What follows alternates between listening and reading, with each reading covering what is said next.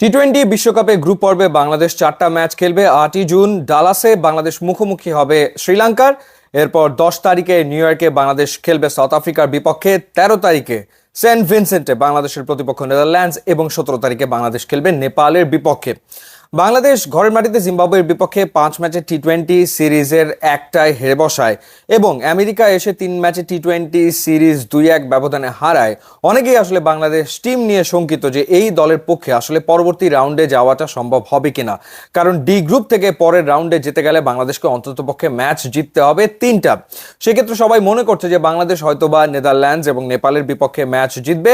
South Africa বা শ্রীলঙ্কার যে কোনো একটাকে হারাতে পারলে সেই ক্ষেত্রে বাংলাদেশের পরবর্তী রাউন্ডে যাওয়ার সম্ভাবনা রয়েছে।